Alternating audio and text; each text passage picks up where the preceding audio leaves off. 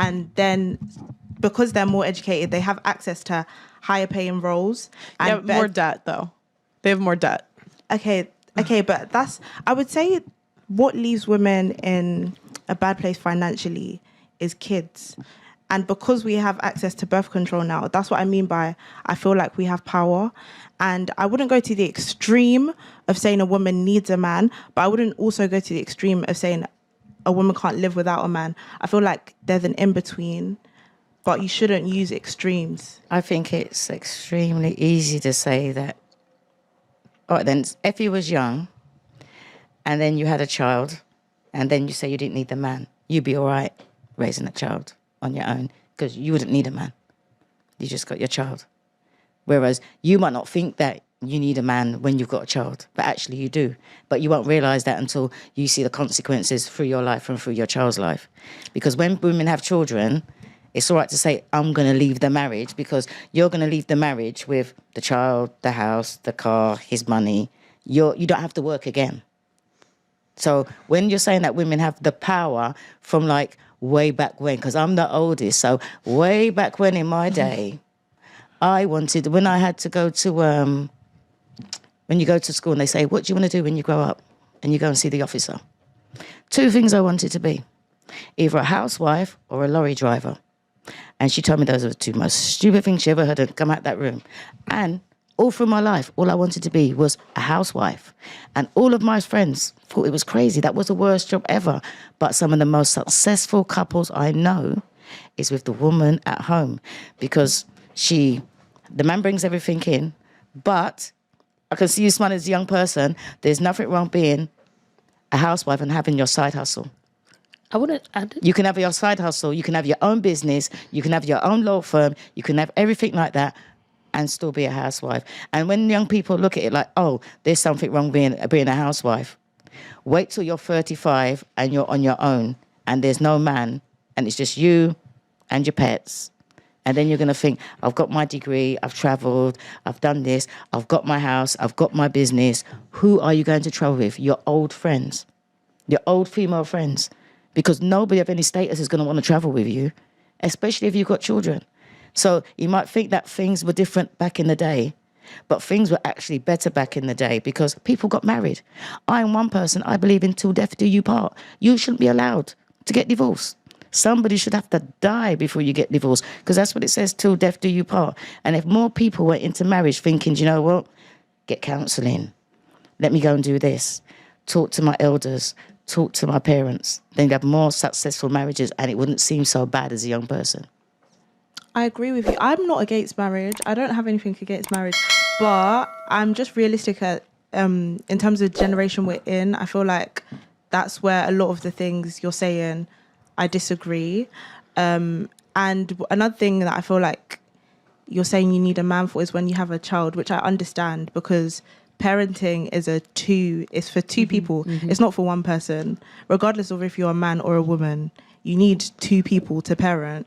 However, I wouldn't say that a woman needs, like what you're saying about, so you're saying a woman that's 35, she's done a lot, like in terms of financially, she's had a lot of life experiences, but she's not with a man. You're saying her life is unsuccessful just because she's not got a man. I'm not saying that. I'm saying she'll be successful, but will she be satisfied and won't she be lonely? Or she won't be lonely. What are you going to do when it comes to 50 and you're on your own? 60 when you're on? 70 when you're on your own?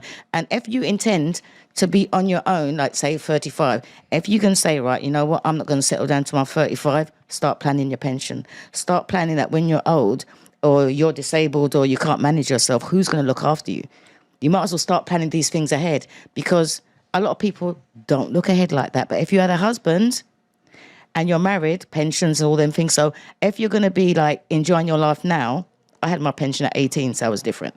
I was one of those early people. But you need to start planning. I have a pension as early. well. That's good. You need to start planning early and think about property and not traveling and things like that. Then I can say, well, if you're going to be on your own, fine, but be happy on your own. But can you be happy on your own at 60, 70, 80?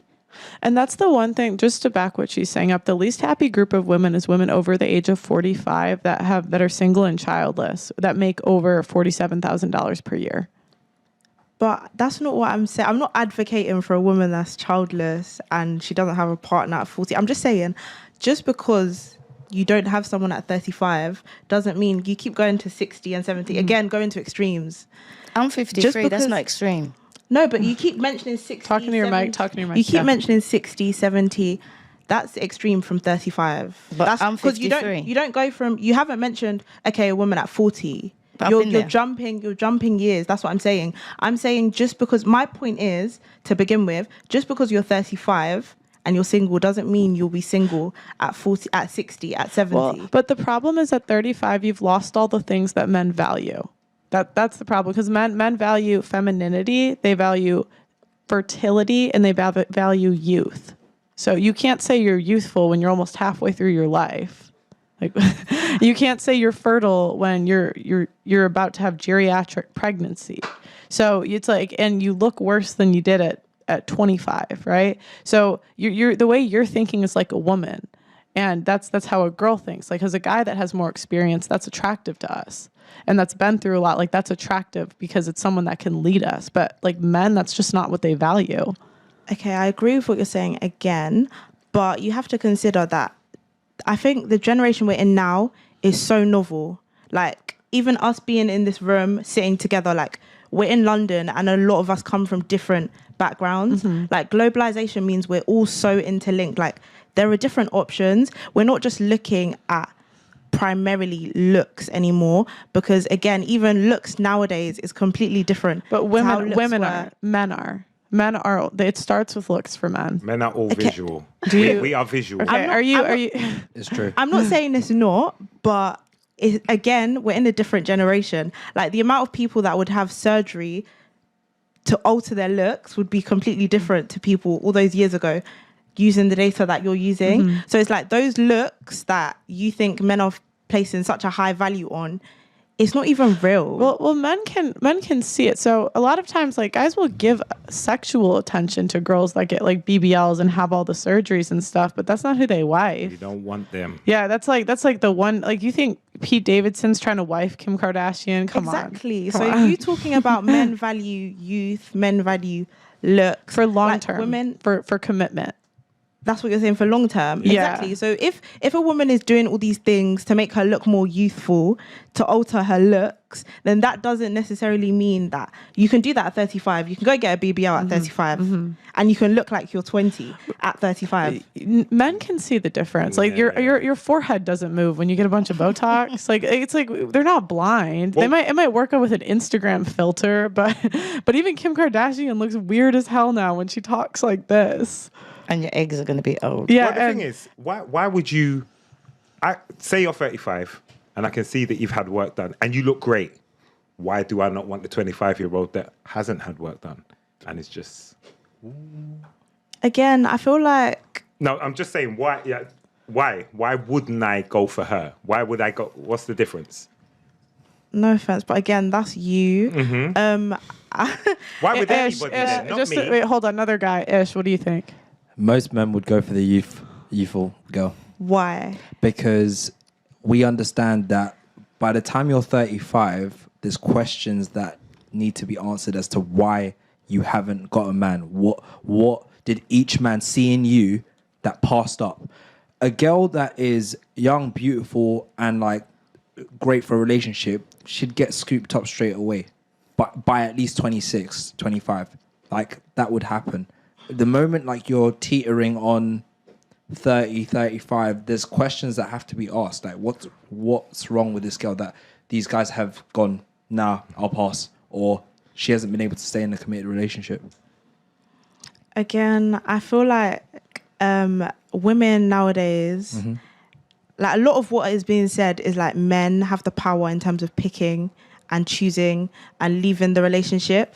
But Yes, and just to interrupt you, sorry, women have give access to sex and men give access to relationships. So the power dynamic, each person has their own. It's not as if like we've got all the power. No, you give access to who you allow to have sex with, and we give access to the relationship side. So in terms of marriage, us putting a ring on you is saying we are committed to you.